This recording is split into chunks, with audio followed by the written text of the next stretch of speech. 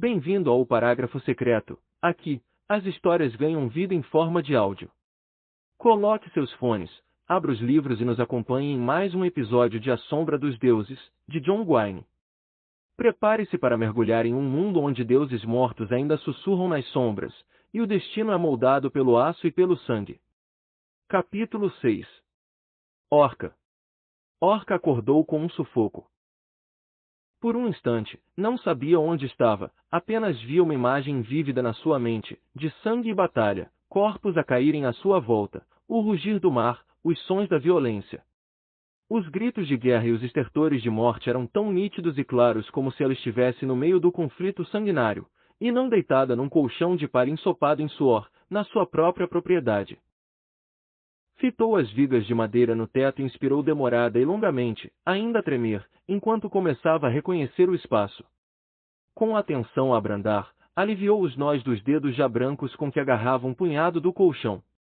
A alvorada cinzenta insinuava-se pelas persianas. Torquel dormia a seu lado, com as costas peludas viradas para ela, um pé de fora do cobertor de lã. O seu peito subia e descia num ritmo lento e suave, um ressonar profundo agitava-se-lhe na garganta.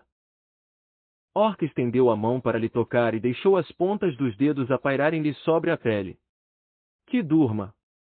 Para que hei de sobrecarregá-lo com a minha fraqueza? Afastou o braço e balançou os pés para o lado da cama. Ficou sentada durante algum tempo, de cabeça entre as mãos, a deixar o corpo acalmar e o suor secar. Quem lhe dera ter um jarro de hidromel ou cerveja ao lado da cama, estava mesmo a precisar. Para embotar as memórias, a dor. Sentiu uma pontada de ressentimento em relação a Torquel, que lhe pedirá para beber menos. Depois enfiou umas bragas de lã, umas botas de couro e uma túnica de linho, e avançou silenciosamente pelo quarto, abrindo a porta devagar para não acordar o marido. A sua ideia era atear a braseira e depois acordar Torquel e Breca com um pouco de papa, mel e natas, mas, assim que avançou para a sala da cabana, que ocupava a maior parte da construção, à exceção do quarto deles, percebeu que algo se passava, como se sentisse um zunido no sangue. Onde estaria Breca? Olhou para o catre do filho, perto da braseira apagada, onde ele gostava de adormecer com o brilho fraco e o crepitar das cinzas nos olhos e nos ouvidos. Estava vazio, com a coberta de lã atirada para trás. Um fio de gelo a correr-lhe nas veias, a preocupação a bater como asas no seu peito.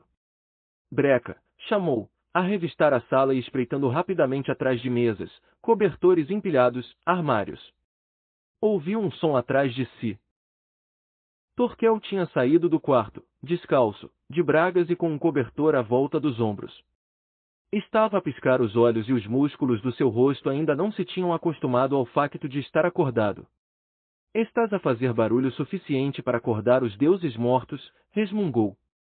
O Breca não está aqui, ripostou ela, com o pavor que sentia no seu âmago azedar-lhe as palavras. Estará lá fora? Sugeriu o marido. Foi buscar água ou lenha para a braseira? Eu é que faço isso de manhã. Ele dorme até eu o acordar, disse Orca. Fazes? Dorme? Perguntou Torquel, de senho franzido. Orca fez-lhe uma careta. Isso vindo do homem que costuma dormir como um urso na sua caverna de inverno até que o cheiro da papa o acorda. Está bem.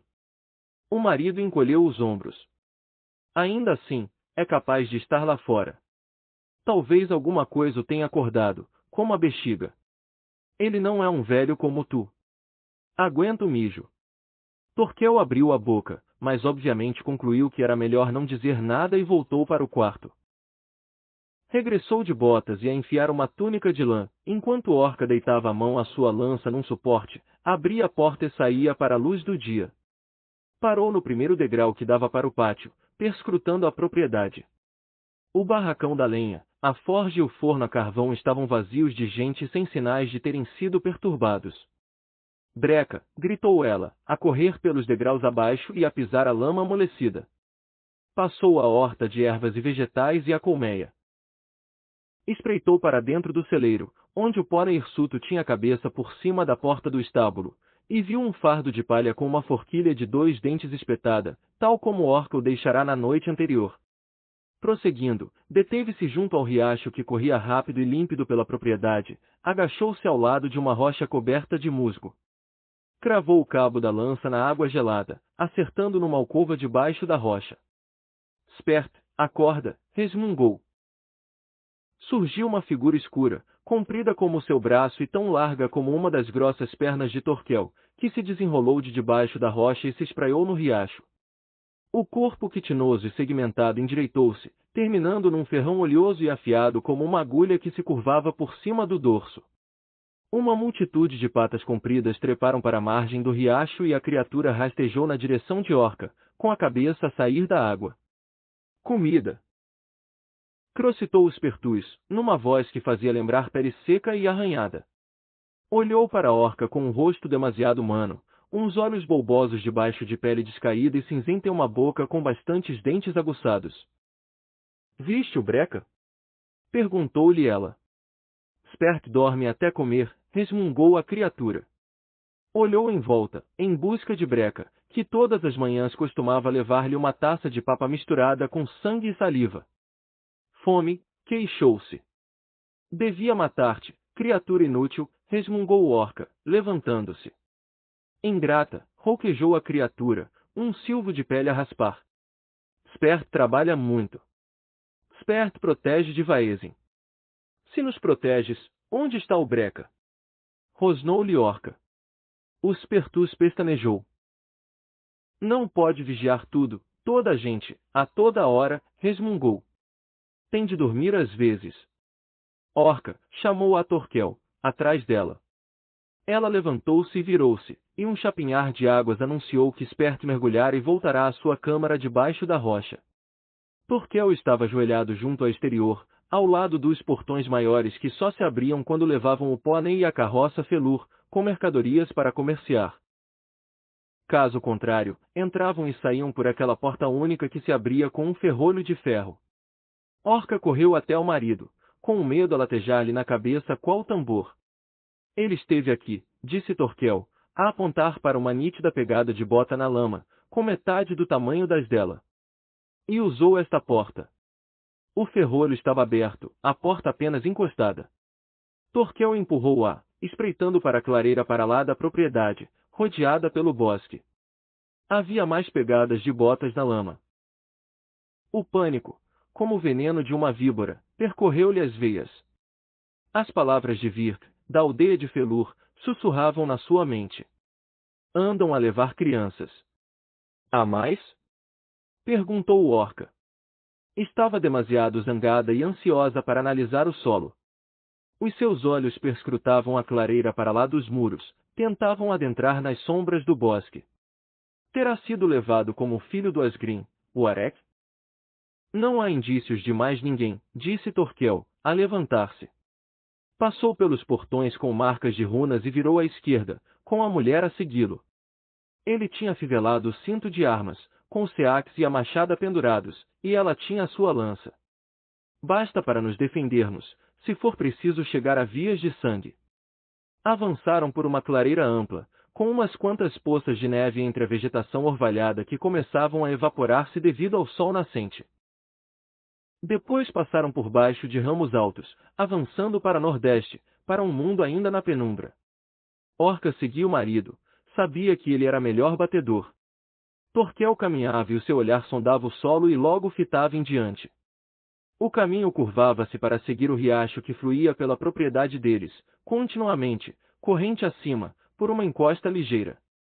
Orca olhava para cima e para os lados, atenta a movimentos reveladores de Vaesen ou outros predadores, mas nada via. Os bosques estavam silenciosos e imóveis, como se contivessem a respiração. Onde é que ele está? Se alguém ou alguma coisa lhe tiver feito mal, eu. Na sua mente, a imagem de um machado a bater-se, sangue a jorrar. Inspirou profundamente, a sentir a raiva a aumentar, o gelo a estremecer-lhe nas veias, determinada a controlar a sensação. O seu filho precisava de si e tudo o que importava era encontrá-lo. Uma fúria cega não contribuiria para isso. O solo aplanou-se e chegaram a uma cumeeira, deparando-se com um lago de águas negras e imóveis. O riacho que lhe chegava à propriedade nascia ali. Breca! Gritou Torquel para uma figura agachada à beira do lago. Papá, disse Breca, olhando para eles, a sua voz aguda bem audível no silêncio. Orca acelerou, ultrapassou Torquel e correu até ao filho, com um arroubo de alívio e alegria a derreter-lhe os pingentes gelados de medo no peito. Breca estava agachado ao lado do lago onde flutuavam lírios brancos, pálidos como o inverno. Orca deixou-se cair e puxou o filho para os joelhos, passou os braços à volta dele, apertou-o com tanta força que ele se queixou e arquejou. Beijou-lhe a face, pestanejou para se livrar das lágrimas, afagou-lhe o cabelo preto despenteado. Afastem-se da beira da água, disse Torquel ao alcançá-los, mirando o lago com um ar suspeito. Fungou. A mim cheira-me Anakin. Sacou do seax e espetou-o na lama mole. Afastem-se, repetiu. Por que é que estás aqui? Sussurrou Orca, a puxar o filho da beira do lago. Ocorreu-lhe que um Naken não devia estar tão longe do seu rio da montanha, mas não fez caso em relação a isso, tal a sua preocupação e alívio por ter encontrado o menino. Ouviu um barulho. Disse Breca quando a mãe o soltou. Olhou para baixo, para o manto que tinha dobrado no colo, e abriu. Ela arquejou e caiu de costas. Estava uma criatura enroscada no colo de Breca, talvez com metade do comprimento de uma das pernas de Orca, se levantasse. Tinha braços e pernas com garras grossas e pontiagudas no lugar de dedos e umas asas finas como pergaminho a envolverem-lhe o tronco. Escorria-lhe sangue debaixo de uma asa, e isso manchava-lhe a pele. De nariz e queixo pontiagudos, tinha os olhos grandes e negros e umas veias escuras como tinta a cruzar-lhe a pele rosa, sem pelos, como uma ratazana recém-nascida. Virou a cabeça, olhou para a Orca e abriu a boca, que era muito larga, revelando duas fileiras de dentes, os de fora aguçados e os de dentro planos como mós. Um fio fino de sangue escorria-lhe de um corte no lábio. Um tenur, disse Torquel, algures acima e atrás de Orca. Ela apoiou-se num joelho e deu uma bofetada com as costas da mão ao filho, o que o fez cair de barriga para cima.